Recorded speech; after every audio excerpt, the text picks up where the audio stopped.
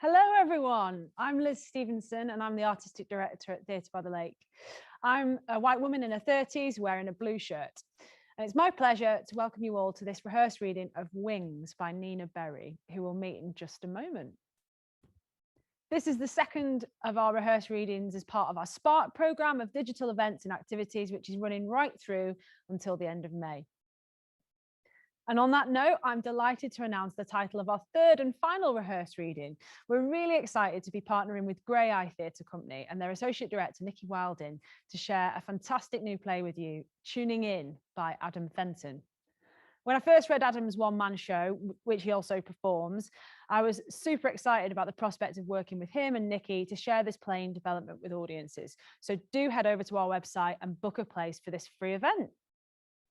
As you can see, I'm sat here in the empty auditorium at the theatre, but I am joined at a safe distance by Adam, who's one of our technicians, and the rest of the staff team who are either up in the office, working upstairs, or watching at home. It's been great to be able to pull together around this digital programme since it started in March. But I have some very exciting news about our plans for getting you all back in here with us. In June, I'll be going into rehearsals here at Theatre by the Lake to direct Laura Wade's brilliant comedy, Home I'm Darling. The show will open at Stephen Joseph Theatre in Scarborough, travel to the Bolton Octagon, and finally come back to Theatre by the Lake as our first major production here in the autumn. But back to tonight. We have a very special Cumbrian treat for you tonight. We're going to be sharing extracts from a new play by a Cumbrian writer, performed by an all-Cumbrian cast. Here at the theatre, we are passionate about shining a light on all the creative talent we have right here in the county. Some of the people involved in this reading came to be known to us through our artist network, Cumbrian Creatives. So if you're an aspiring or experienced artist with a connection to Cumbria, please do sign up, and the details will be in the Zoom chat during the Q&A. And it's my pleasure to introduce you now to Nina Berry, who has joined us here at the theatre, which is very exciting. Nina, welcome. Welcome to Theatre by the Lake. It's been a pleasure to be working with you over the last few days. Would you mind introducing yourself to our audience, please, and telling us a little bit about your journey with Wings and what you've focused on this week? Hello, everyone. I'm Nina. I'm a white woman in my 20s and I'm wearing a white dress. I started writing this play 3 years ago, and during lockdown, I moved back to Cumbria and decided it was the perfect time to finish writing the play. This week has been a chance to hear actors read the play aloud, which as a writer is completely invaluable. I've also had the opportunity to do some rewriting, and it's given me lots of food for thought for future drafts. Thanks, Nina. And I'm really pleased to say that Nina will be joining us later for the Q&A, and she'll be happy to answer any questions you might have. So now let's introduce our fantastic Cumbrian cast we've been exploring Nina's script with this week. Amy, Elliot, Jordan, Kerry, and Toby, please do join me on screen. Hello, everyone. Hello. I'd love you to introduce yourselves, please. Tell us who you're playing and a brief audio description of yourself. Hi, I'm Amy Foley and I'll be playing the part of Nancy this evening. I'm a white woman in my 30s. I'm wearing a blue denim shirt and I'm sitting in front of a white background. Hello, my name's Elliot Baxter and I'm playing the role of Daniel. I'm a white male in my mid-20s and I'm wearing a white t-shirt on a white background. Hello, I'm Jordan Tweddle. I'm a white male in my 20s. I'm wearing a grey t-shirt and I'm in front of a white background. Hello, I'm Kerry Willison-Parry. I'm playing the part of Anne Sims. I'm a white woman in her 50s. I'm wearing a patterned dress and I'm sitting in front of a grey background. Hello, I'm Toby Gaffney. I'm playing John Sims and I am a white male in my late 40s sitting in front of a white background and I'm wearing a black sweater. Fantastic. Thank you all so much. Now I'll let you have a moment to get ready before we start. And whilst the cast are preparing, let me share a couple of housekeeping messages. So First of all, we'd love to hear what you think about tonight. So do get in touch via our social media channels at TBT Lake on Twitter and Facebook. Tonight, we're going to be sharing a series of different extracts from Wings in order to give you a flavour of the play and to follow the story, but to keep it within around an hour before we go to questions. Rehearsed readings give creative teams the chance to work on the development of a play, to hear the play read aloud by actors and to benefit from feedback from audiences. So at the end of the sharing, I'll pop back on screen and invite you all to join us in the Zoom room for the Q&A. And that really is enough from me. So please sit back and enjoy these extracts from Wings by Nina Berry.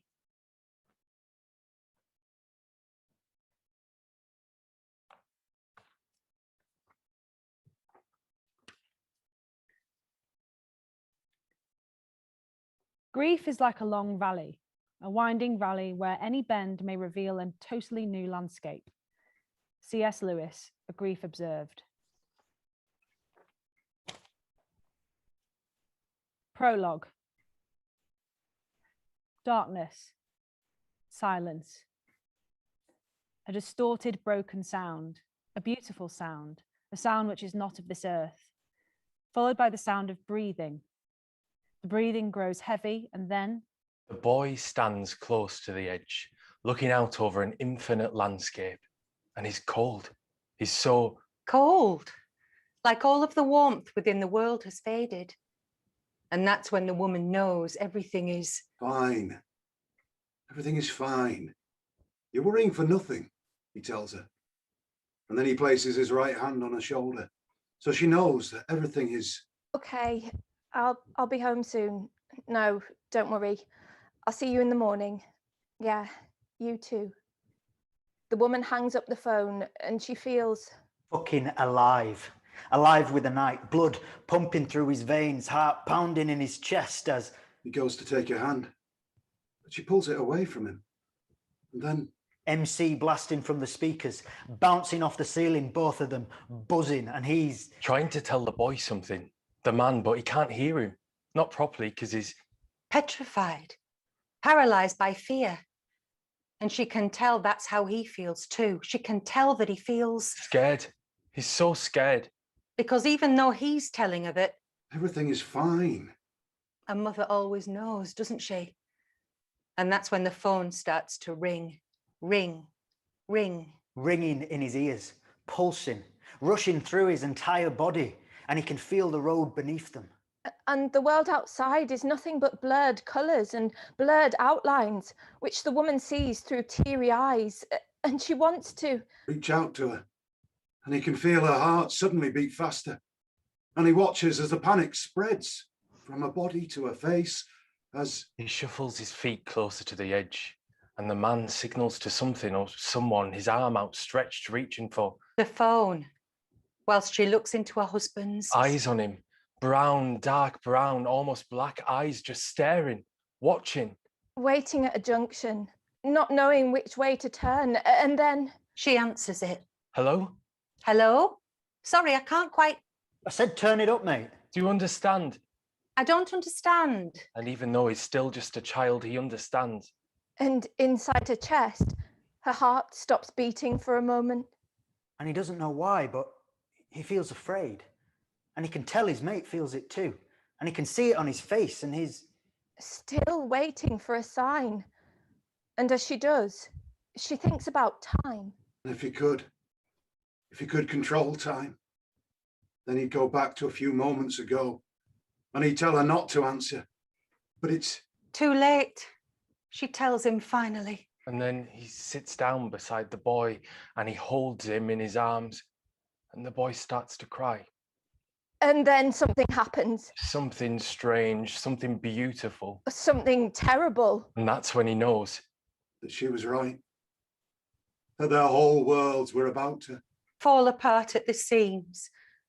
Fall to her knees, feel the carpet break the skin. Feel her whole world slowly beginning to unravel the cause of what she's just witnessed, because she can't find the words, because he was there. Child. All she ever wanted is a... child. How can he even? And how do they even begin to?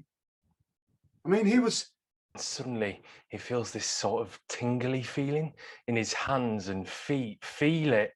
Rushing through every nerve ending in her body, like jumping off a cliff into a freezing cold lake. Screaming at the top of your lungs, but no matter how hard you scream, no one can hear you. So you just... lay there. She just lays there on the living room floor. phone in her hand, trying to comprehend, trying to make sense of something, of anything. But she can't. All she can do is... watch as the man disappears. And then he can hear a sound, a cry, voice on the other end of the line. Hello? Ambulance, please. There's been an accident. Hello? Can you... Hear me? It's me. Please, just stay with me just a little bit longer and I'll get help. Do you hear me? And in that moment that exists outside of place and time, bodies collide, skin wrapped in wings, wings swathed in skin as feathers become fingers and arms become wings. But he doesn't hear me. And so he just holds his body in his arms. And all he can do is hold her in his arms. And she lets him hold her in his arms. And her husband holds her in his arms. And I watch as they stand there, holding each other in their arms. And that's when I know I need to find them.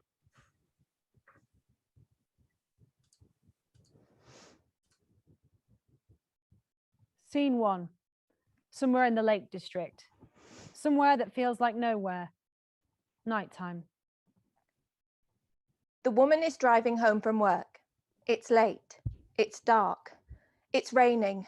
It won't stop raining. Her head is heavy like the rain and whirling from the working day.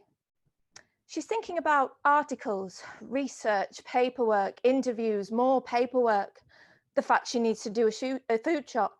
She needs to remember to buy toothpaste and tampons and those biscuits that her husband likes. She needs to see her mum and her sister, nieces too, friends, her best friend. She should send them a text, but she doesn't because right now she's driving. When she gets in, maybe, or tomorrow. There's always tomorrow, isn't there? When the woman gets home, she'll make dinner. Pesto pasta with a glass of red. 2 glasses of red. Okay, fine, a bottle of red. After she's eaten, she'll do the washing up, shower, and then have sex before going to bed. She knows that she'll get at least 5.5 hours of sleep. Then, when she gets up in the morning, she'll go for a run, stretch, have sex again. Apparently, a man's sperm is most potent first thing in the morning. I'm sure she read that somewhere. But anyway, right now, the woman should focus her attention on what she's doing. Focus on the now. Focus on driving. Focus on the road in front of her. The woman should also remember to breathe and blink. God, she's tired. She's always tired. Too tired for sex. Sex would be nice though. Proper sex. Fucking, not baby making. Fucking. She misses fucking. She knows she should focus on the road, the rain, the concrete, the road in front of her, the rain. It's always fucking raining. No wonder there's so many lakes, she thinks. Except there's actually only one lake, Bassenthwaite. The rest are meres or waters. Bet not many people know that, she thinks. She thinks she might be lost, but then she recognises that farm coming up on her left and those fells on her right, and that feeling, that knowing feeling of drive slowly. She should drive slowly. She could drive faster, get home quicker, fast but safe. She speeds up. She's in control. The woman is always in control. She could close her eyes just for a minute, just 1 minute, just one. Eyes closed. Black, dark, deep, blue, calm, like the sea, like the sky. Figures crossing like clouds, crossing like white clouds. No, like birds, like beautiful white birds, except they're not. It's not. great big wings, white wings with white feathers flying over her head, circling above her, so close that if she were to reach out in front of her, she could touch them, feel them, soft, warm, peaceful, tempting her to touch them. And so she reaches out, arms raised above her head, delicate hands, fingers outstretched, enshrouded by a white light, almost like in a dream, like the woman is dreaming the most beautiful dream, floating, hovering above herself, a moment that exists outside of place and time. And then the woman opens her eyes to the road, the grey, the concrete, the rain, the road. And it's as if time is moving faster than before, faster than she ever could have imagined that it could. The woman should slow down. Fuck. Rain hammering against the windscreen, aggressively and relentlessly. Then out of nowhere, little boy, standing in the middle of the road, willing her, wanting her, waiting for her to stop. And in that moment, she thinks about the laws of motion.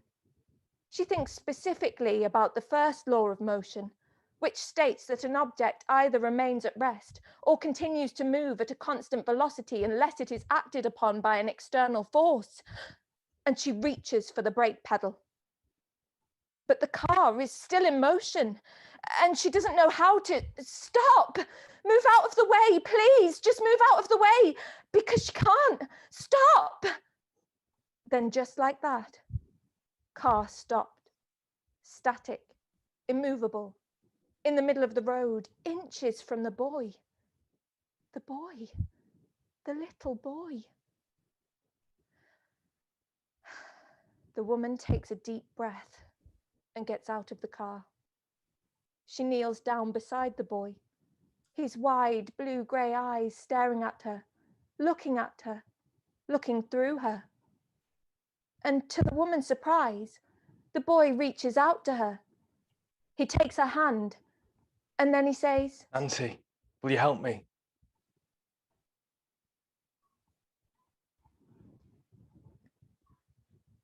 Scene 2, nighttime. Nancy's house, living room. The woman enters the room holding a glass of juice and a plate of food. She closes the door carefully behind her, as if for some reason not wanting to make a sound. Then she places the juice on the table in front of the boy. The boy, who is sitting on the sofa, swinging his legs backwards and forwards, kicking to an alternating rhythm. Then he picks up the juice in front of him and takes a sip. She offers the bowl of food she lovingly prepared to the boy, who takes it from her gratefully, unable to remember the last time he ate, the last time he actually tasted food, something his mother had prepared for him. Lovingly, probably, most likely. And she watches as he quickly devours it, as if he's worried it might be taken away from him. And she knows how it feels, to be worried that someone might take something away from you, suddenly, cruelly, unforgivingly. You must be hungry. Starving. I'll bet it makes a welcome change from hospital food, eh? You were in hospital, weren't you, Alex, before I found you? Actually, I found you. Can you tell me why you were there? Why you were in the hospital? I have epilepsy, but I don't need to be there anymore. Did someone, one of the nurses or doctors, tell you that? That you didn't need to be there anymore? Was someone meant to come and collect you, Alex? No, they weren't. Well, that's okay. Only I'm going to need to ring them and let someone know where you are, sooner rather than later. The woman glances over at the clock on the wall, conscious of how long it's been since she first found him, worried that she was wrong to bring him here. Even though he wanted her to, even though he asked her to, even though the thought of him having to leave her is complete agony, an intense pain that she feels in her body, and not for the first time. And for a moment, she wonders whether it's just because she's lonely. And for a moment, she wonders why she feels things, why she feels pain so intensely. Please don't. No, you can't send me back there. You just can't. Okay, it's okay. I won't call them, but I will have to let someone else know where you are. Is there someone else I can let know where you are, Alex? I don't think I quite realised until now I was here. What do you mean? My mum. What about her? You can tell her, but not yet. I'm sure she'd like to know where you are. She might be worried if she knows you're not where you're meant to be. I'm not meant to be there. I'm meant to be here with you. And you're more than welcome here. But perhaps if I rang her to let her know. You can't tell her over the phone. It has to be in person. Right, okay. Well, perhaps I could drive you home now. Not tonight, tomorrow. It has to be tomorrow. Now's not a good time. She's your mother.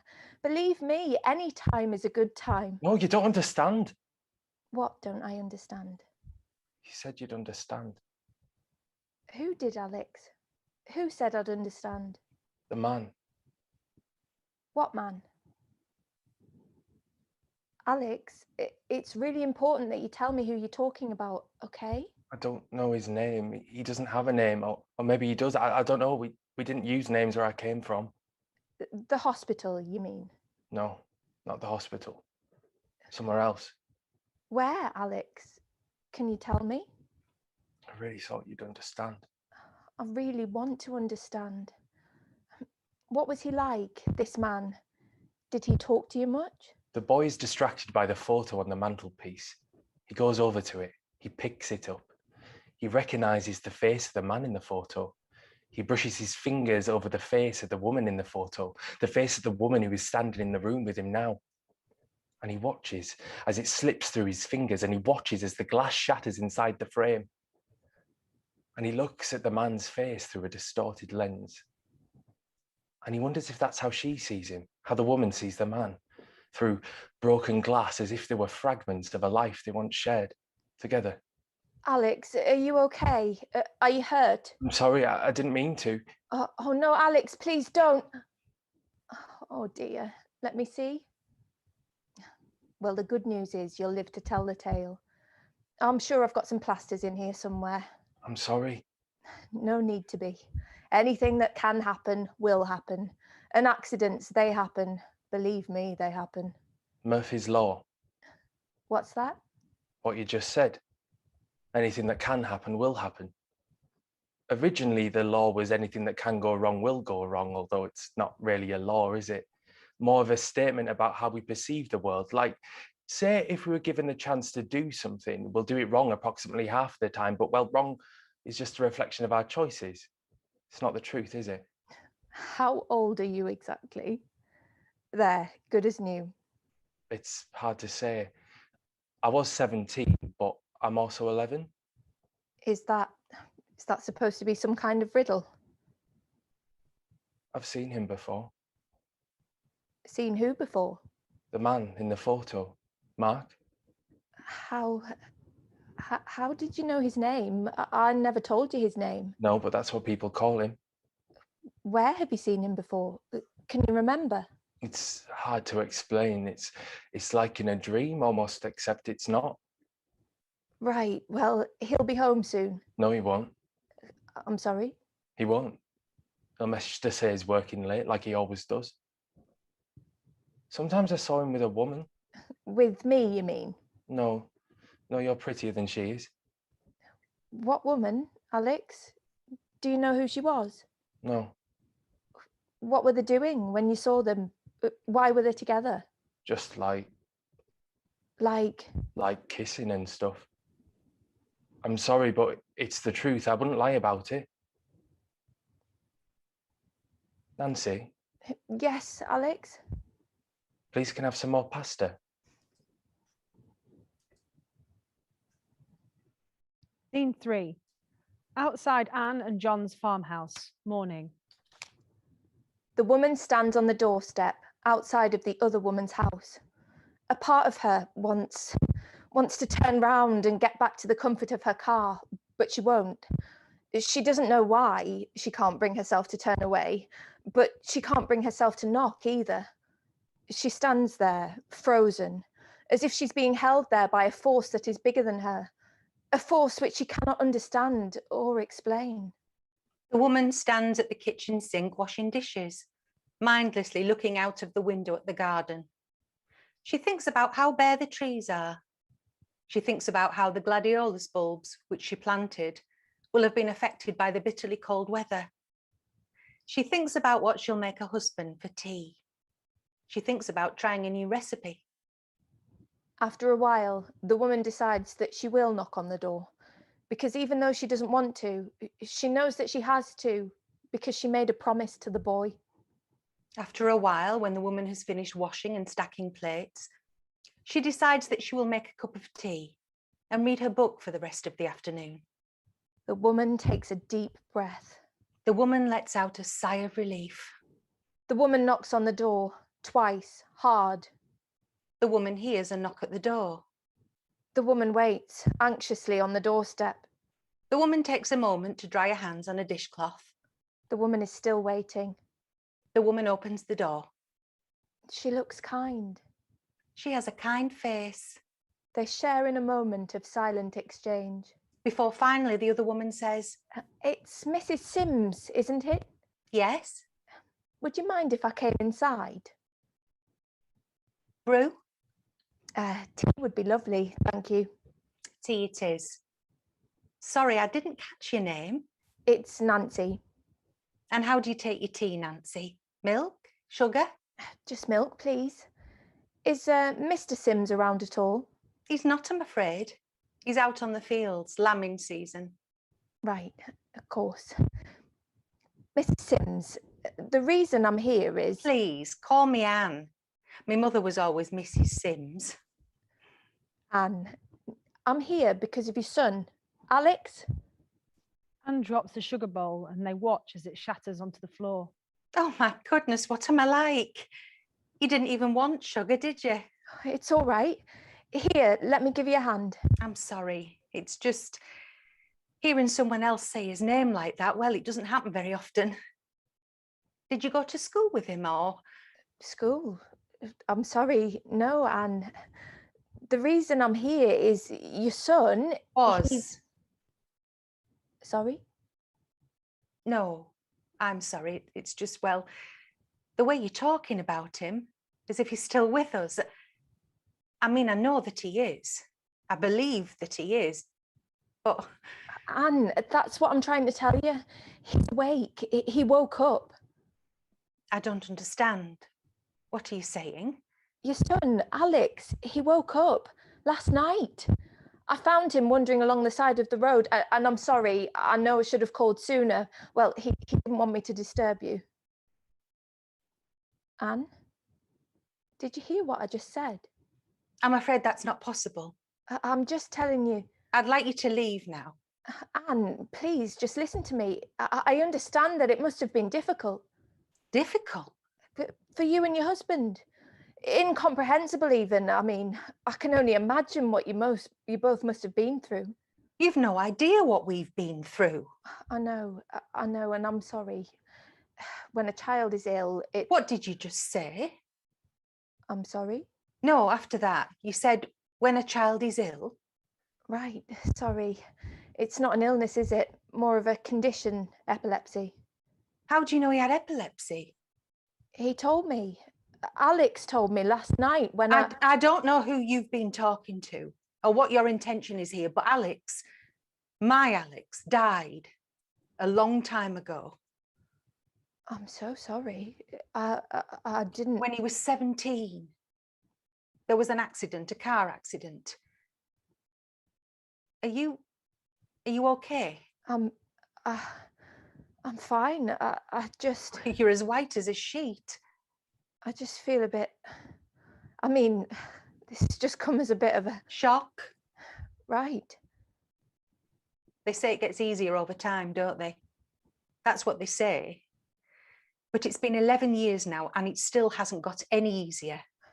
I'm sorry, did you say 11 years? This June.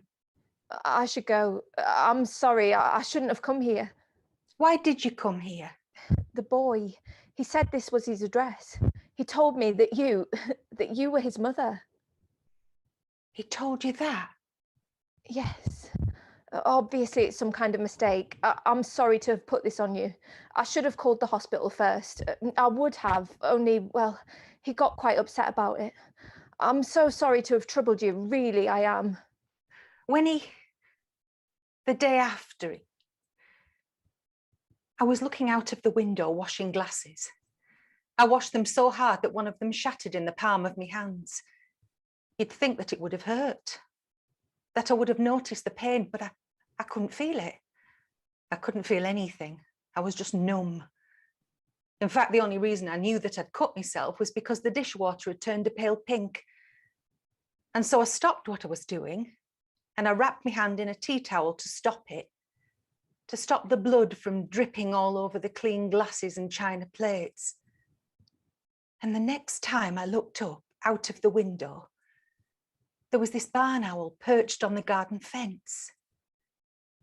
It looked right at me for a whole minute, maybe even longer, and I knew that it was there to comfort me, like he'd sent it somehow, like Alex had sent it. A few years later, on his birthday, I saw it again when I was driving home from work, and it did the exact same thing. I looked into my eyes as if to say, it's okay, he's okay. You're probably thinking, how did I know? How did I know it was the same one, the same owl? I can't explain it. I just did. I just knew.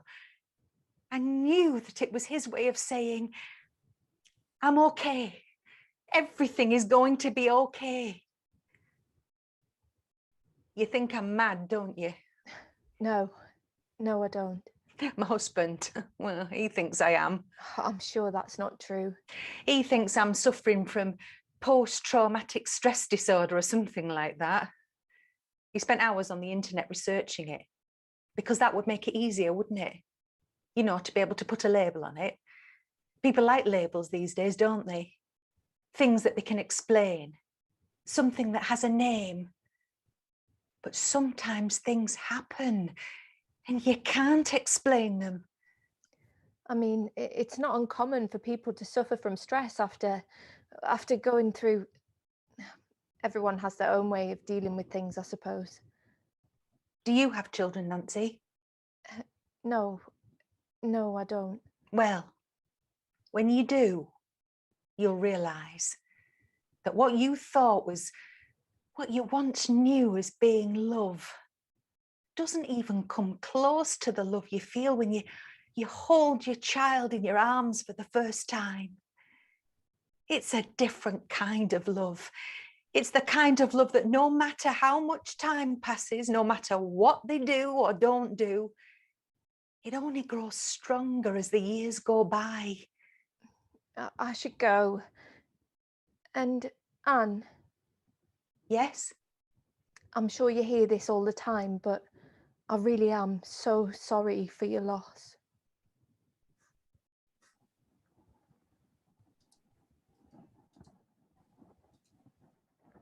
Scene 6.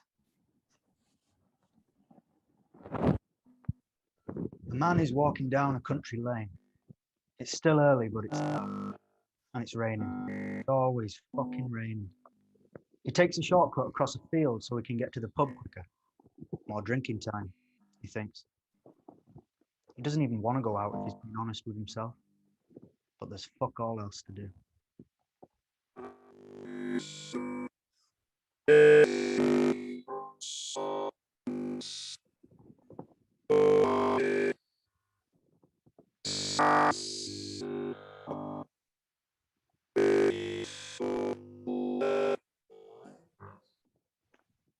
Hello. Sorry, you've caught me in my blanket here in a cold theatre. We're going to do a bit of a show stop now, as we like to call it in the trade. We're having a few technical difficulties with the microphone, so we're going to take a 5-minute break and hopefully fix that problem. And we will see everybody back at 8:15. Thank you, everyone.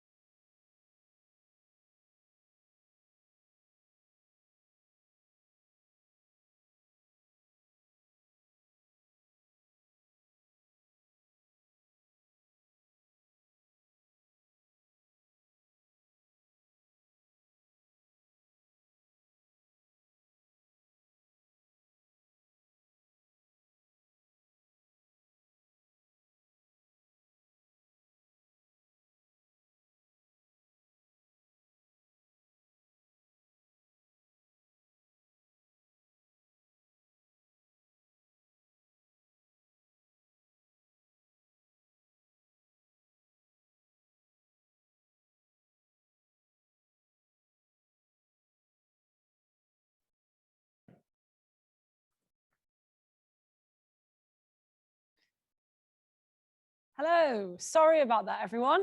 Technical difficulties. We had a mic issue. I think we fixed it. So we're going to hand over to the cast again now, and we're going to start from the beginning of scene 6.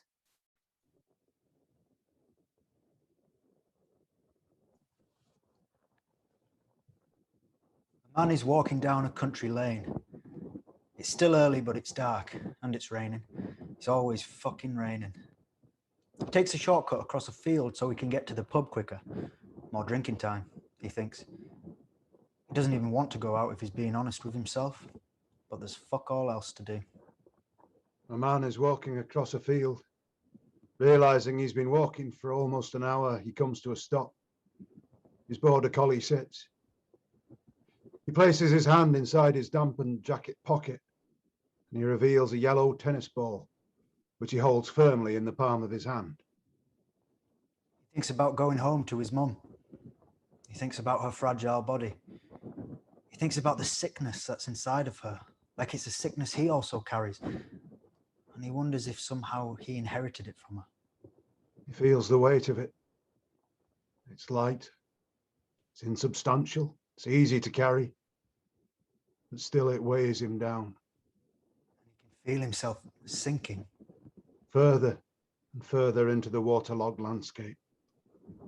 So he carries on walking to the pub. Pint, please, mate. As he waits, he watches the rest of the punters, drinking, laughing, at ease, you know. And he wonders how they do it, how they manage to just leave everything else at the door, work, family, worries, when he can feel all of it rising, expanding, effervescing inside of him, like the amber liquid in the glass in front of him. Man is awoken from his daze. He throws the ball and watches as it travels a short distance before landing disappointingly close to his feet. The man drinks quickly, trying to force it down, trying to drown this feeling that follows him everywhere. And over the rim of his pint glass, he catches the eye of a man he recognizes from the past but can't quite place. His border collie retrieves the ball, which he throws again, with more purpose this time, more intention. And he watches as it travels further away than before. Inside a toilet cubicle, he cuts coke with a card, takes out a worn £10 note, which he rolls up, and he inhales the substance, tasting sour at the back of his throat. And he feels warm. He feels lighter. Feels fearless. Feels the faintest flicker of joy, almost. Feels fucking invincible. He returns to the bar, confronted by the man with the familiar face who's squaring up to him now. Get a life, mate. And now, close up, he remembers the man he owes more than he earns.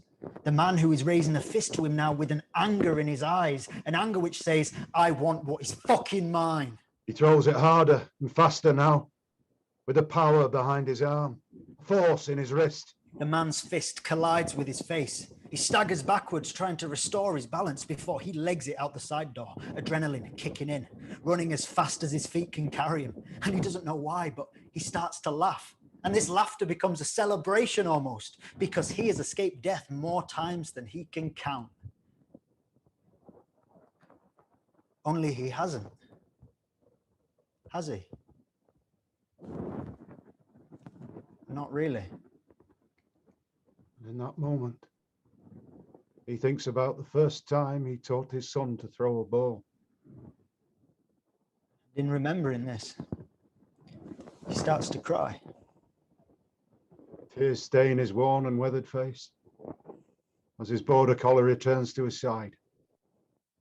And together they retrace their steps in the night, through the front door, up the stairs, where his wife sleeps peacefully. A boy is lying in bed, staring up at the ceiling, listening to the sound of another parentless child crying, concealed by the darkness that consumes both of them. A woman lies in bed next to her husband. She tosses and turns. She is restless. It's late and her husband is still not home, even though he said he would be. She reaches over and feels the emptiness of the space in the bed next to her. Her husband is sleeping, but she can't. She rarely can. She rolls over onto her side and looks out of the window. Some people might find the tap, tap, tapping of the rain against the window pane therapeutic, but she doesn't. She finds it irritating.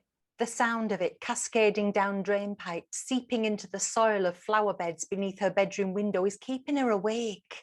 She's thinking about her life, about everything that led her up to this point. She feels thankful and full of regret at the same time. Guilty. She also feels guilty. She often feels guilty. He thinks about the little boy whose body he currently inhabits, and how all human bodies are vessels which carry thoughts, emotions, and memories, all of which he can access, even though they're not his own. She turns over and looks at her husband sleeping next to her, who is blissfully unaware of how she feels, or so she thinks. He thinks about the first time the little boy slept here in this room, and he feels how he felt, fearful, forgotten, and alone. She goes down the stairs to the kitchen. She picks up the kettle and fills it with water from the tap. She places the kettle on top of the stove and waits for it to boil. Whilst she waits, she thinks about the woman who visited her today.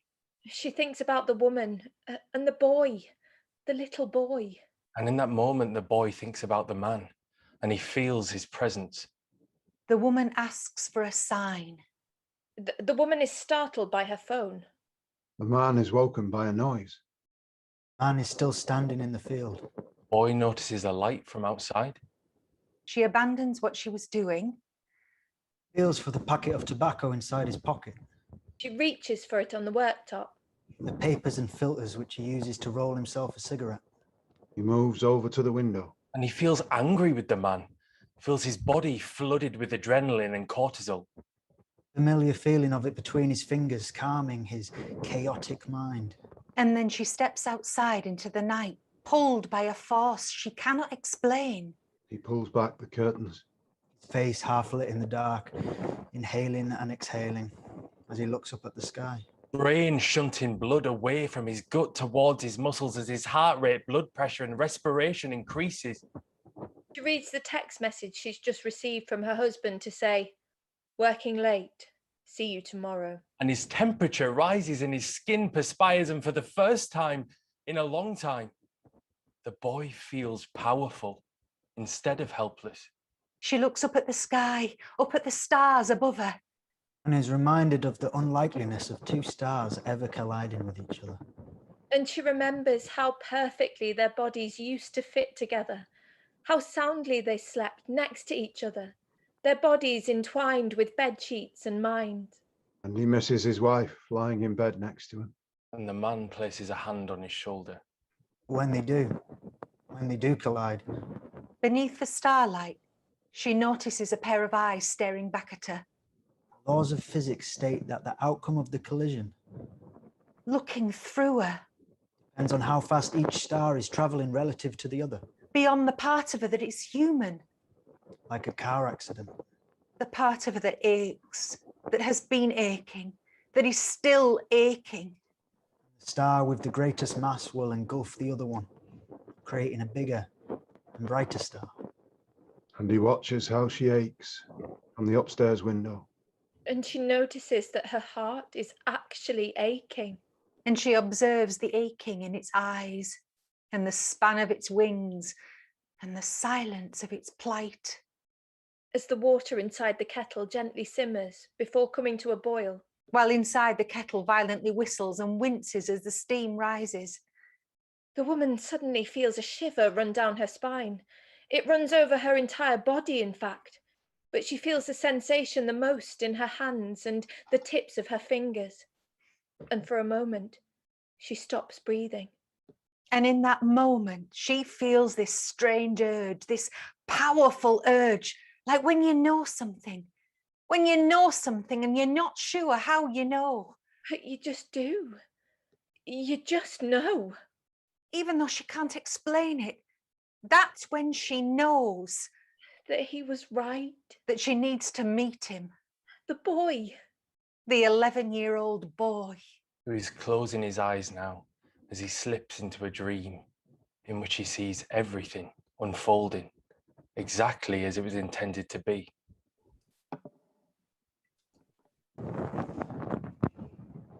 Scene 11. The farm. Barn. Morning. The man kneels down beside the ewe, the weight of his upper body holding her in place as she writhes in pain. The man watches the other man as he reaches inside the ewe, his bare arm bloodied up to his elbows, listening as He soothes the ewe with the sound of his voice. Easy, girl, easy. That's it. Because he knows that, like people, animals are just as capable of picking up on emotional cues. Is everything okay? It's breech birth, this one, so it's not very comfortable for either of them. Breech. Yeah, it's the wrong way around for birthing. So I'm trying to bring its rear legs forward. That's it, easy. Now I need to do this as quickly as possible because once the umbilical cord breaks, the lamb will begin breathing and you risk it drowning in its own fluids. Right. You all right? Look a bit grey in the face. No, I'm fine. I'm just... Never experienced the wonders of nature, eh? It's all right. You'll get used to it. First time is always a shock. There we go. That's easy. One more push, girl. The man observes the other man as he pulls the lamb by its rear legs, dragging its small, saturated body across the straw, removing something from its nose in the process. He rubs it down and places it by the head of the ewe as it shakes its head. And he smiles at the sight of it. The man watches as the ewe lays there, unresponsive to its lamb. He shakes his head and places his hand on her neck. What's the matter with it? It's got an infection. Pregnancy toxemia. She stopped eating this last week. Is that normal? Well, it's not uncommon. In the late stages. Just wish I'd caught it sooner. What do we do? I think we're past that stage, to be honest, lad. Must be something we can do. There's one thing. What is it? The man exhales deeply. He gets up and moves to the far side of the barn and reaches for something hanging on the wall. What's that for? There's nothing more we can do for it. So you just, I mean, you're just going to shoot her? It's the kindest thing. No. Look, she's in a lot of pain right now, son. But what about the lamb? All right, well, we'll cover it with fluid from one of the other ewes out in the field. And that way, hopefully, she'll accept him as her own. Right, do me a favour, lad. Take this one outside. There's a blanket over there you can use to give him a proper rub down whilst I take care of this. You mean you're going to do it now? Like I said, she's suffering right now. Look, sometimes it's the kindest thing you can do, putting them down. It'll be over quickly. And then she won't be in any more pain. The man nods his head as he steps outside into the grey, holding the newly born lamb in his arms tightly, feeling the warmth of its body, its quickening heartbeat as he rubs it gently. Inside the barn, the man prepares the shot. He doesn't want to. But he knows he has to. It's just a part of nature, the way of the world, life and death. It's not the first time, and it won't be the last time. He draws his arm back, positions the barrel of the gun, and he runs his finger across the trigger, forwards and then backwards. As he inhales and exhales, counting down the seconds. In the distance, low on the mountain, the sun rises, and he closes his eyes. And he stares down the barrel of the gun. It's the kindest thing. 3, 2. 1.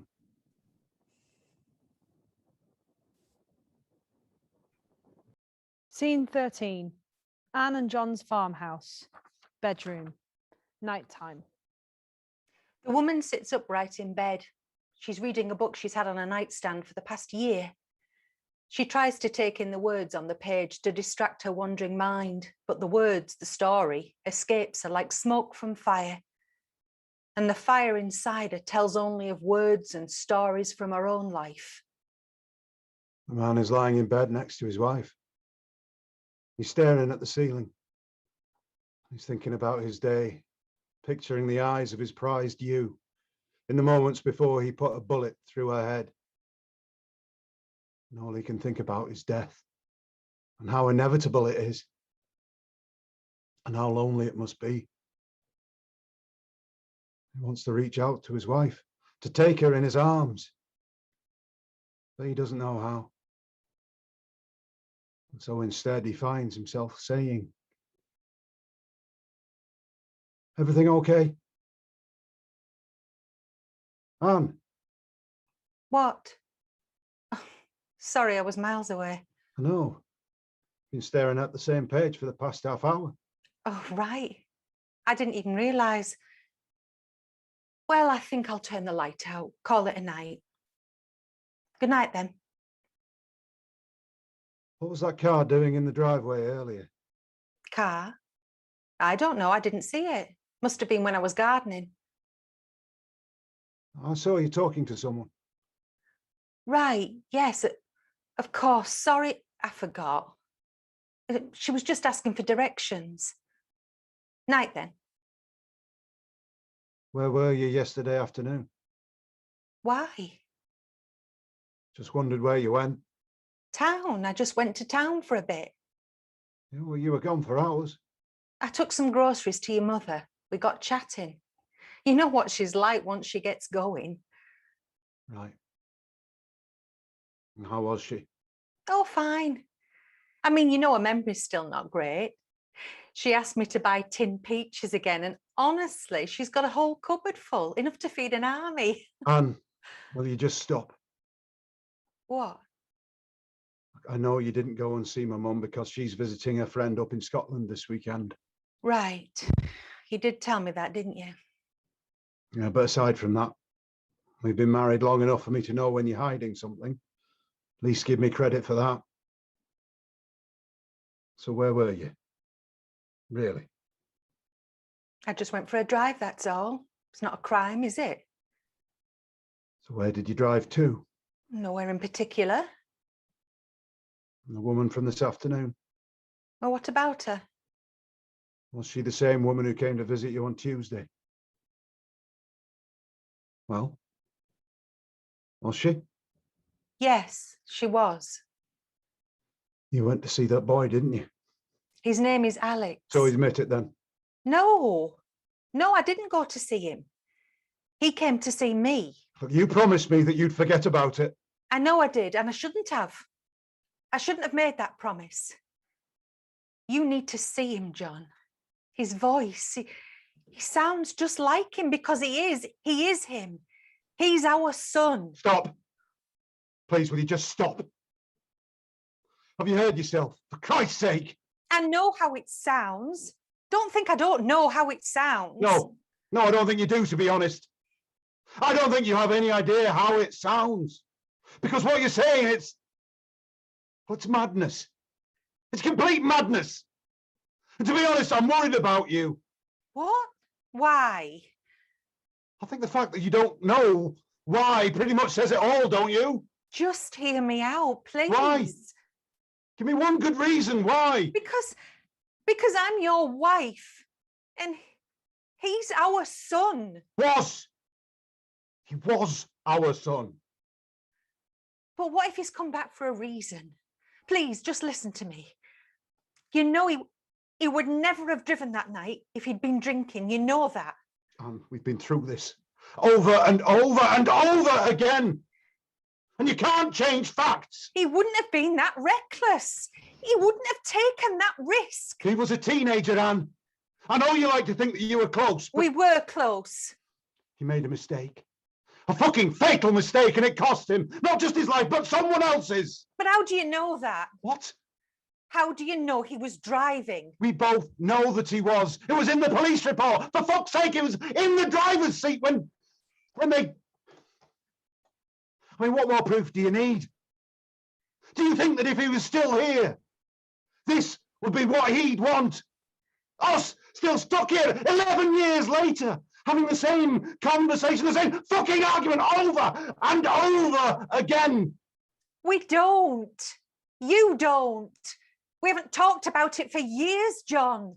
Why do you think that is? I don't know. You tell me. Because I'm done talking about it. I am sick and tired of talking about it. Nothing good ever comes from talking about things that you can't change. No, I'm not talking about the accident. I'm talking about him, about our son. I mean, you never even... I don't have to listen to this. See? You're doing it again. You're doing it now. When was the last time you even said his name out loud? The last time you acknowledged that it was his birthday? Or the anniversary that he died? You can't do it, can you? And you think I'm in denial? No, I don't think you're in denial. I think you need help, Anne. Serious help. Here we go. I don't know. Maybe it's my fault. What are you talking about? Maybe I should have realised sooner. All the signs were there. Signs of what exactly? You losing touch with what's real and what's in your head. Oh, you're making it sound like I'm insane. Look, I'm not saying that.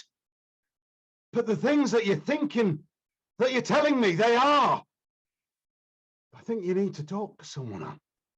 I'm talking to you, John, my husband. I'm trying to talk to you. I don't mean me. I mean a doctor, counsellor, whoever can give you the help that you need. I don't need professional help. What I need is for you to listen to me. I'm making an appointment for tomorrow. What? So that's it? I don't get a say in it? Anne, I'm doing this because I love you. I'm telling you. No, I'm telling you. Because if you don't get help, then... Then what? Go on, tell me what?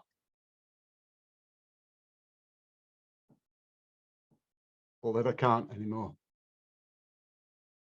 Can't what? Can't do this anymore. I can't keep doing this. You mean us? I just can't keep trying to save someone who won't save herself.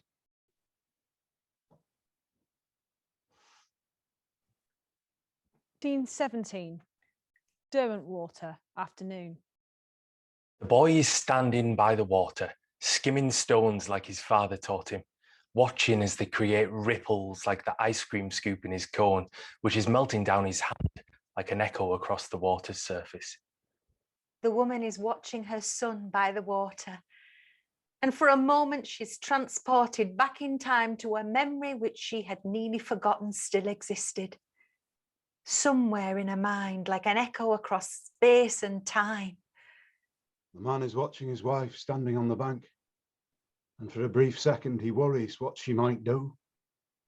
And he doesn't know how it came to this, how he let it get to this point. And he wonders if he could have done more. And then he says, Anne. John, what are you doing here? I could ask you the same. What are you doing out here? I was worried.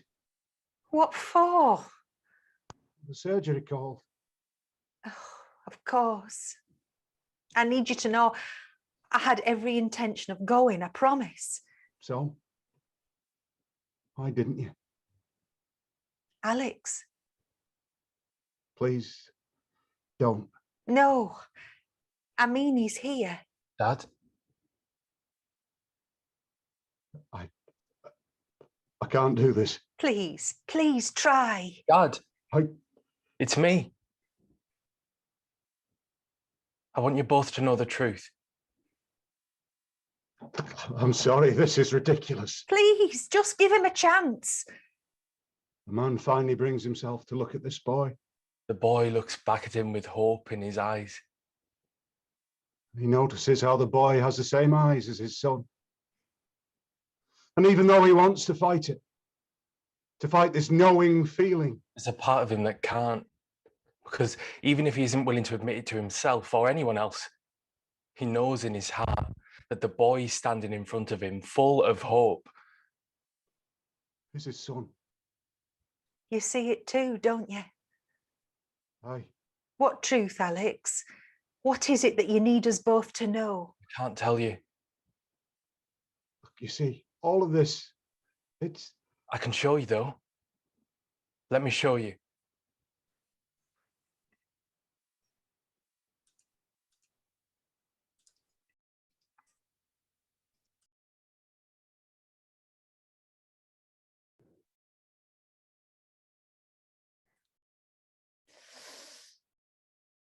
Actors, Nina, thank you all so much.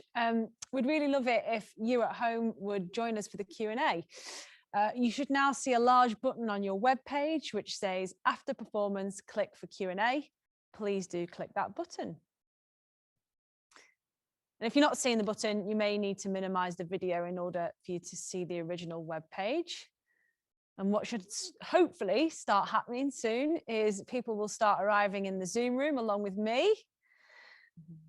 If you've just arrived, do stay on mute, but do switch your camera on if you'd like, so we can see you and wave. And whilst everybody's arriving, now's a good time for me to say a big thank you to Louise Pepper, who captioned the reading, and Laura Harrison, who is with us now captioning the Q&A. Thank you both so much. And whilst we wait, I'd just like to mention another project that Theatre by the Lake has been working on, Found Fettle.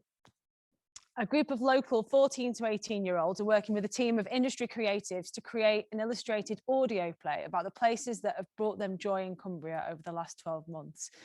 And they will be writing and performing the play themselves, and their photos will be turned into unique animations and illustrations by a professional artist. And the company start work on Monday, and you'll be able to see the results from Friday the 30th of April at 7 p.m. and we'd love for you all to support it. Okay, so I think we're all ready and raring to go. So lovely to see you all back with us. So in a moment, I'm going to invite back our company. We'll be kicking off with a few questions that I'd like to ask the team, but we would love to hear from you too. So if you're in our Zoom room, please do put your questions into the chat and my colleague Claire will share them with me. If we come to you for a question, we'd love for you to ask it live, but if you'd rather not be on camera, please indicate this in your chat message and Claire will ask your question for you. When we come to you, please unmute yourself, and once your question has been answered, do pop yourselves back on mute. So, welcome back, and thank you to Nina, Amy, Elliot, Jordan, Kerry, and Toby. And I'm going to start with Nina first. So, Nina, what inspired you to write the play? Where did Wings come from? Okay, so it was, I think, as I mentioned earlier, 3 years ago, back in 2018. I think it really started from a place of genre, which is quite rare for me, I think, actually. But yeah, so I was thinking and watching a lot of crime dramas, a lot of mystery thrillers, some of which had supernatural elements.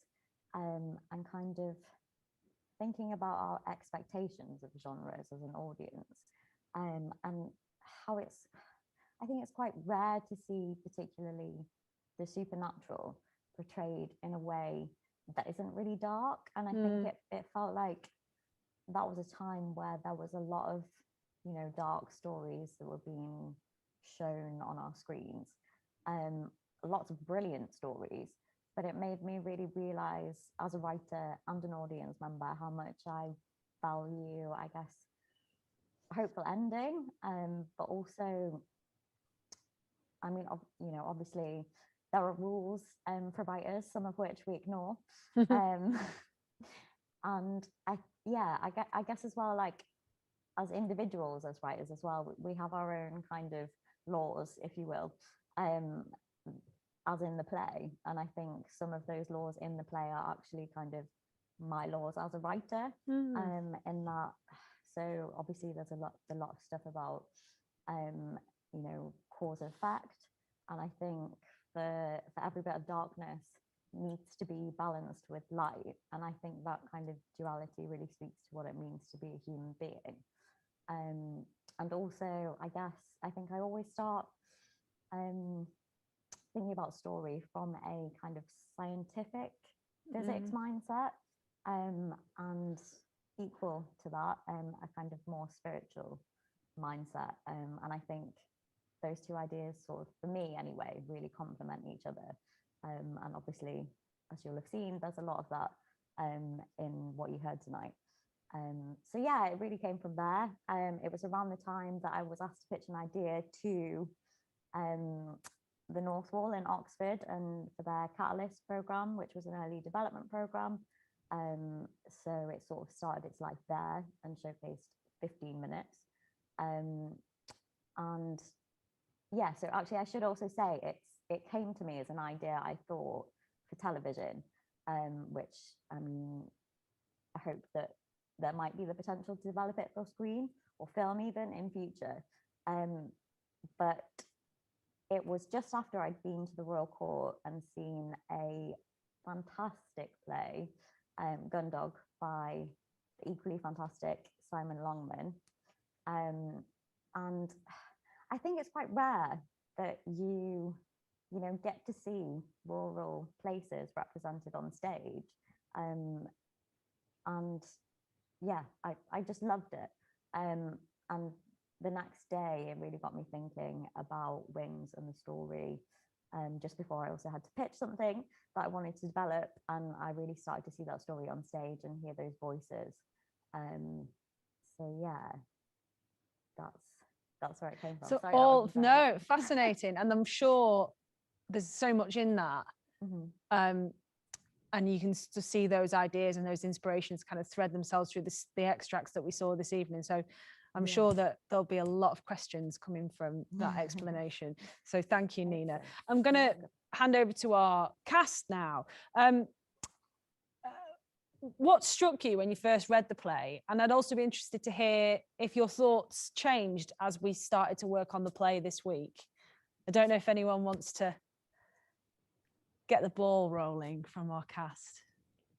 When I first read the play, the thing that stood out to me was how everyone has dealt with grief, and how relatable the play was just to each character. Even though there was this supernatural element to it that people might not have experienced, you can still relate to what is going on and the realism and the truth in what was being said. And that's what I like in theatre personally as well, which is good. So any of the other actors want to add to that? I was quite taken with the maturity of a lot of the arguments, like the argument between Anne and John. I was intrigued to meet Nina. And yeah, how old are you? A woman beyond my years. No, I was very taken with that. So I was very interested in seeing how you never know how it's going to sound when you take it off the page, when you've got people reading all the different parts. And it's always fascinating when you first read through a script, how it's completely different usually to what you imagined in your head, either because different intonations or different interpretations or things that you haven't noticed or even considered. And it's been a bit of a tease this week because we've only had a few days to work it, and we're just starting to scratch the surface, and now suddenly it's been taken away. So that's what we've had. But yeah, it's been fantastic. Really enjoyed the script. Thank you. Right, well, Claire, do we have some questions from the audience?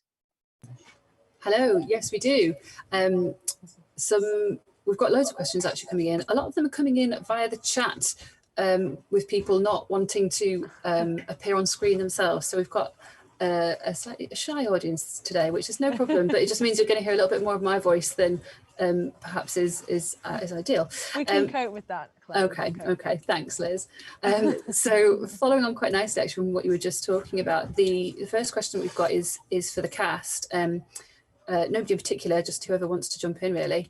And that question is, what have you found the most surprising about the play or your character? I know that you've only had a few days of rehearsal, but during that time, what have you found most surprising about the play or about your character?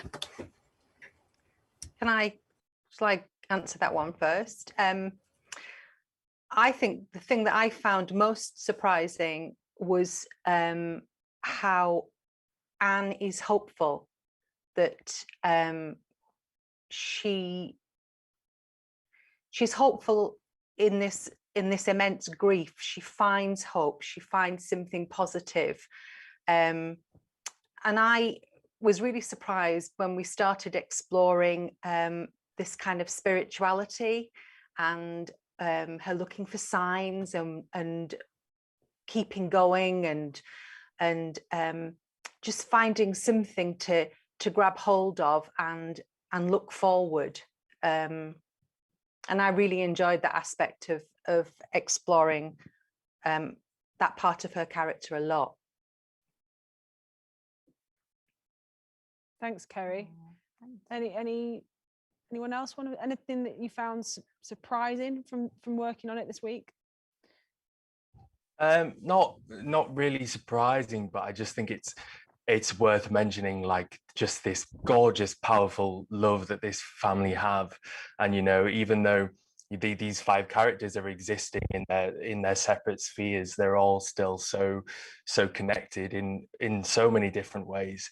And as Toby mentioned earlier, yeah, I feel like we've just started scratching the surface of where we're at the moment, and, you know, it'd be great to be able to explore it even more. But yeah, just these really detailed, gorgeous connections between all these people who are so separate but yet so together at the same time, and kind of intertwining and interlocking with each other. It's it's been a real joy to work on, but also just taking the time to say how wonderful to be in a room with so many Cumbrian voices. It's been a pleasure. Thanks, Jordan. Great. Claire, who's next? So we're going to go to somebody who's not me. Amazing. So we're going to go to Ewan next, if you'd like to unmute and ask your question, please. Hello. Hello. So my question's for Nina, actually. So hi, Nina. So I was just wondering about, in terms of, and it was touched on briefly earlier, that kind of these very kind of, I can't quite find the word, like kind of naturalistic conversations, and then kind of juxtaposed with this kind of like the speeches and the kind of supernatural. Mm-hmm. And I guess from a writer perspective, was it easy to switch between the two? Did it kind of flow, or was it something you kind of had to really, were they very different beasts? I'm just quite interested in terms of having both in the same play. Yeah. Good question. So as I was remembering earlier today, because I wrote a lot of this 3 years ago, although it has changed slightly since, I started with Nancy's monologue, and I never really did much planning or thought to how it was going to be written, the play. I like to experiment with form and kind of think about form can really complement the story. I'm sure all writers do that. But yeah, so then I guess I just was writing whatever came into my head, and I noticed that even though it wasn't conscious, it was advice that really spoke to the themes of the play, in that, you know, characters are commenting on themselves from a higher perspective. And I think in all the scenes that we heard, and certainly throughout the rest of the play, where there is, you know, mostly dialogue, it always starts with that kind of intro with a third person kind of monologue. I'm trying to think exactly what the question was. Am I answering it? Was it how conscious it was? Yeah, so it was that kind of thing. Was there a conscious choice between whether you chose that kind of higher perspective or wanted to do it in dialogue? Or, like, I mean, you kind of answered it yourself. It wasn't. It was a kind of flow. Yeah, it was. Yeah, no, it was a happy accident, I think. And then I was like, I like this device and I'm going to continue to use it. And I hate writing stage directions. So I really like writing them within the play, and just telling actors, like, you know, what I want them to do. And we sort of played with that in throughout this week as best as we could over Zoom. Yeah. Sort of asking, so, you know, there was one scene where we asked Amy to read Nancy's, that monologue, read Nancy's lines in first person and then go back to the way that it's written, so that I think that narrative voice, or the third person bits, there's just, I think it's so interesting as a way of kind of storytelling, but it's the kind of thing that we were just itching, weren't we, throughout the week to just kind of workshop and play with and test. So we did spend, with the little bit of time we had, we did kind of look at that, didn't we, of how do you make that, even though you're talking about the woman, you're the character is present in that moment, and these things they're experiencing these things as they happen.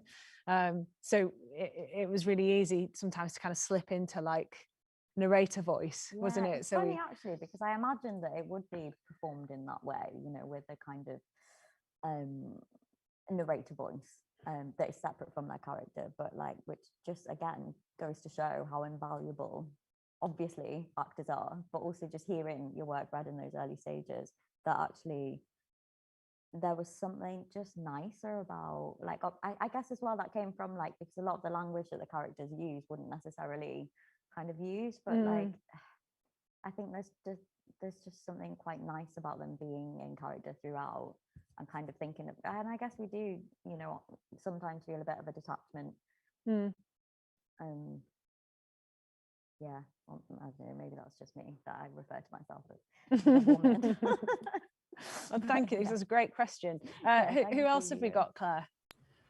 So we've got a great question from Irina, which I'm going to ask on her behalf, which is about how have the cast been able to translate such powerful emotions when they're sitting down and sort of not engaging in the physical expression with the whole body as you would do if you're performing on stage.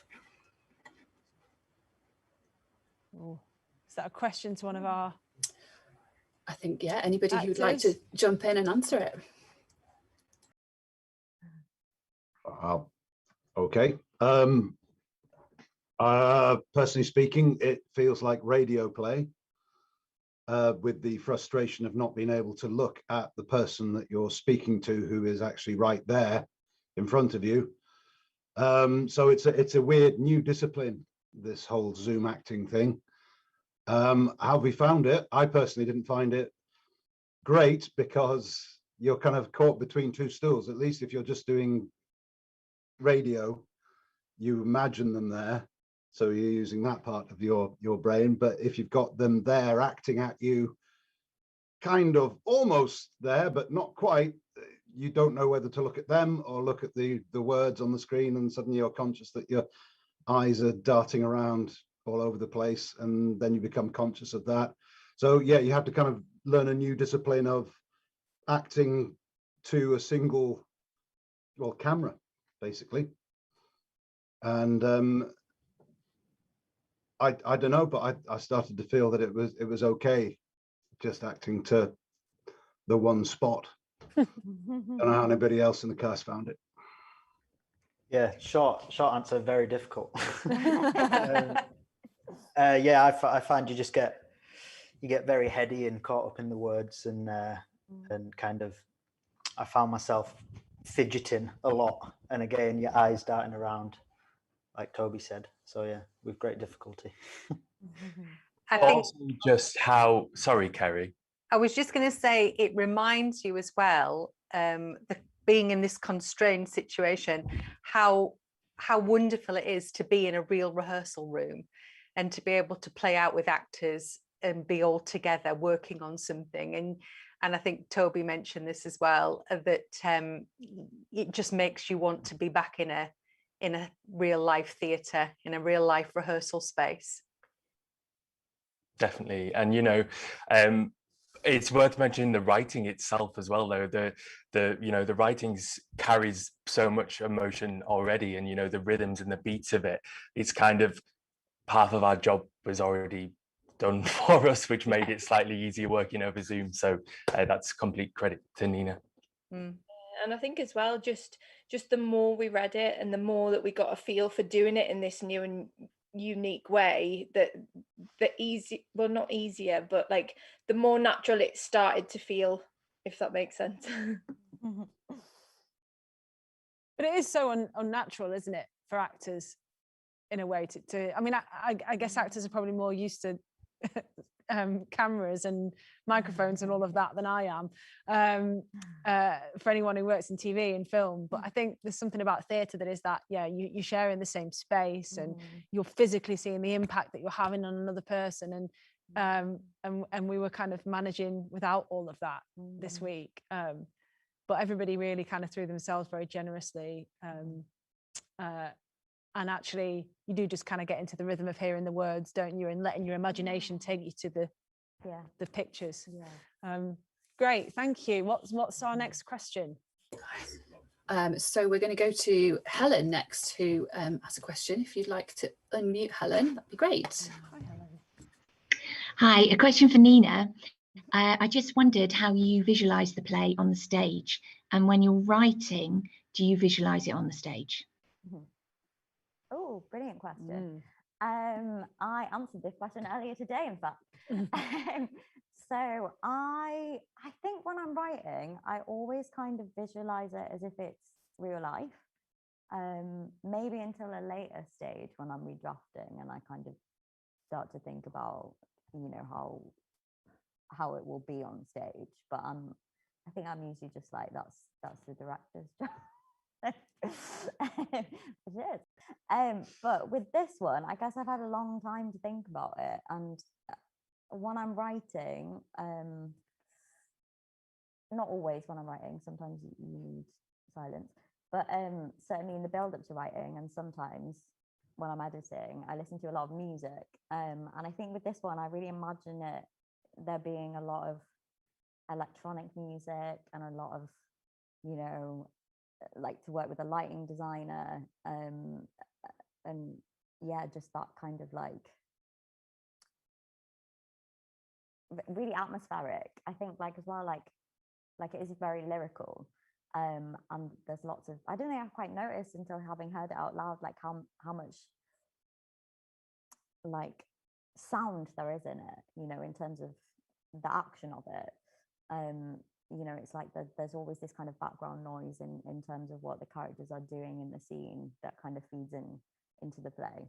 And yeah, I think I tend to like feel the emotion of something before I write it, but I also hear it, like those spaces before I hear words, I think. So yeah, also would love to work with a movement director and kind of imagine, because obviously the actors tell you what they're doing, that like there is a lot of stillness in it, but maybe like in transitions between scenes, and obviously like some of the characters are all present on stage, but they're not always talking at the same time in those kind of like disjointed scenes. Yeah, I think that would be really cool. I'd love to be able to sort of do that. Yeah, thank you. Thanks, Helen. Claire? Brilliant. So Thomas, I know him as Tom, but he's down as Thomas. I believe you've got a question. Unmute, there you go. Give us a wave. Hi. Firstly, thanks guys, I really enjoyed it. My questions, I think, more for the actors, of what would you take from this experience being sort of over Zoom and online, that kind of thing, back into the rehearsal room? Thank you.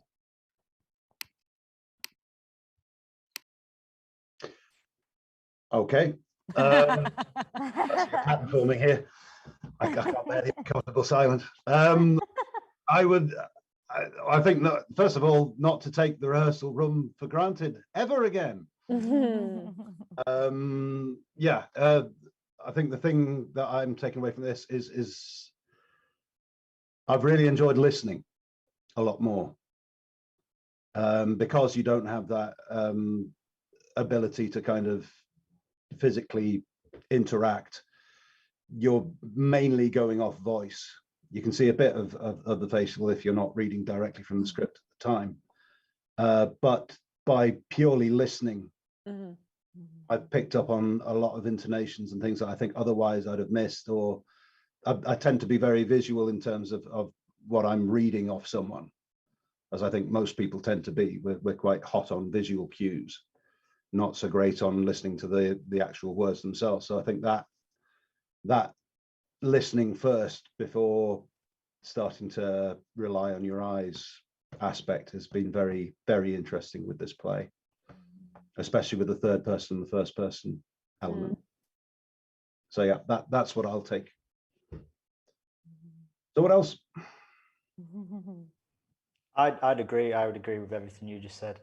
I very much like to get a script and straight away kind of get up on my feet, because I tend to fidget when I'm sat down for too long. But yeah, this has again made me appreciate the work that needs to go in before that happens, and the work you need to do by yourself as well. It's a bit like table work. Yeah.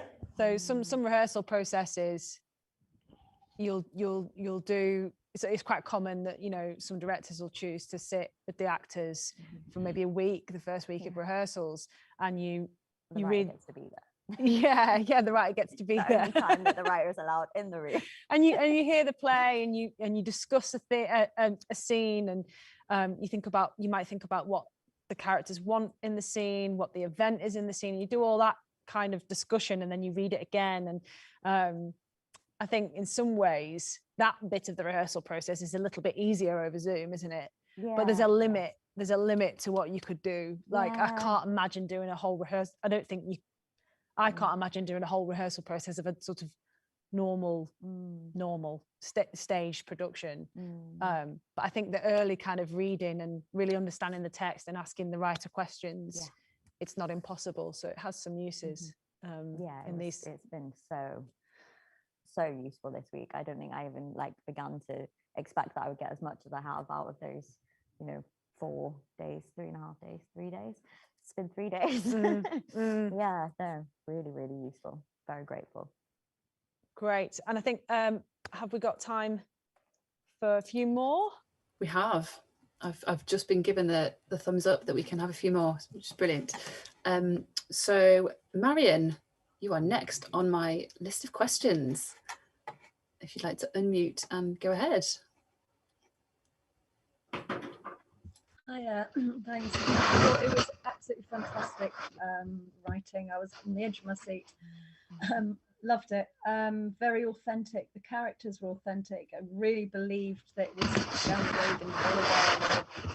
Lovely to hear the Cumbrian. Very believable. Now the writing is quite brave sometimes to write in the third person. Very effective, and it lends itself to minimal set. My question is actually for Liz. Have you thought of a concept? If you were directing this, how do you have any ideas about how you do it, and would you share any ideas about the possibilities that this would have to go from page to stage? Gosh, do you know what, Marion? I actually haven't, because I feel like for the purposes of this, and because this is a rehearsed reading, and when I first spoke to Nina about it, the kind of main objective of it really was for Nina, would it be helpful to have some actors read it for a few days, even over Zoom, to kind of take it to the next stage of its development? So that's kind of where my head's been, rather than thinking about a production. But where I start to get excited was where Nina just then was talking about the kind of electronic music and the way that she sees it to be a very physical play. And we've talked a lot about the kind of the poetry and the lyricism of the language. And once that stuff kind of, you're starting to have those conversations, you can start to think about what the kind of major influences could be, because I think this is one of those plays, because it is quite abstract in some ways. Yeah, very. You could go in a million different directions. So I think the starting point would be to work with the writer to say, where did this play come from, and really spend that time. And Nina and I, for the purposes of this, we're not at that. It's not at that stage. So I haven't thought about it, no, but there's definitely been a few moments in rehearsals where I've thought you get like these little seeds of ideas that feel quite exciting from a production point of view. I think one sort of question I would have is those, you've got to really start to think about those scenes where, like scene 6 in this reading, where you started off with Daniel and John. Daniel's at the pub, John's at the farm, and then all of a sudden Nancy was there and the boy was there. And on stage, are they just all on stage all of the time? Is it, thinking about it like more like an ensemble piece in a way, you know, how do they create these images? Because we've got lots of different locations, lots of different worlds, lots of different, there's an overall atmosphere, but there's also some really strong kind of out of body experiences in it as well. So these are the kinds of questions I'd be asking, is like, how do you create that on stage? And well, you can't is the answer. So it's like, how do you conjure up the right experience for an audience, and like, how do you trigger their imaginations in that way? So I don't know if that answers the question. I don't know if you had any thoughts, Nina, about like throughout this week, has there been anything that's popped into your head about what a production might be, or any questions you've had about a potential route to kind of staging it? Other than what I've previously said, oh gosh, I don't know. Yeah, just music and sound, like. And we've said a few times as well this week, haven't we, where we've gone, if we're in a rehearsal room, it'd be great to kind of just improvise this scene. Like I would love to have been able to do that. Which is another thing that doesn't quite work over Zoom, really. No, I don't think. No. Some might disagree with me, but it's a different transferal of energy. I've had to drink a lot more coffee, I think. Nina's been at the end of each day, Nina she'd be like, no, I'll rewrite that scene, and I'll rewrite that scene, and I'll rewrite that scene, but all before 9 o'clock tomorrow morning. Yeah. Okay. Are you getting any sleep? I love it. No. Anyway, I hope that answered your question, Marion. Great question. Brilliant question. Okay. Have we got time for, is it one more now, I think?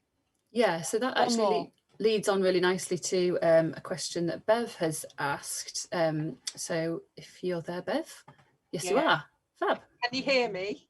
Hi, Bev. Yes, we can. Oh, I must say, well done. Super readings. I was completely absorbed in the language of the play, and also I thought the actors did brilliantly.